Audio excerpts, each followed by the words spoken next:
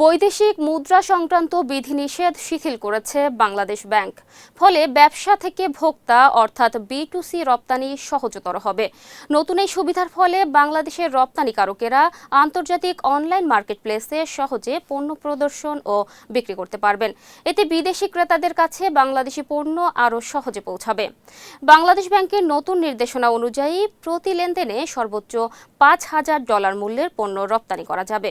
এছাড়া $1,000 পর্যন্ত চালানের ক্ষেত্রে EXP ফরম জমা দেওয়ার প্রয়োজন হবে না। পণ্য ফেরত বা নিম্নমানের কারণে বিদেশি ক্রেতাদের অর্থ ফেরত দেওয়ার সুযোগ রাখা হয়েছে। পাশাপাশি অনলাইন মার্কেটপ্লেসে সাবস্ক্রিপশন, রেজিস্ট্রেশন ও অন্যান্য ফি পরিশোধের জন্য বিদেশে অর্থ পাঠানো যাবে। সংশ্লিষ্টদের মতে এই উদ্যোগের ফলে বাংলাদেশের উদ্যোক্তারা সরাসরি বৈশ্বিক ক্রেতাদের কাছে পণ্য বিক্রি করতে পারবেন। এতে আন্তর্জাতিক ই-কমার্সে দেশের অংশগ্রহণ বাড়বে এবং রপ্তানি খাত আরও শক্তিশালী হবে।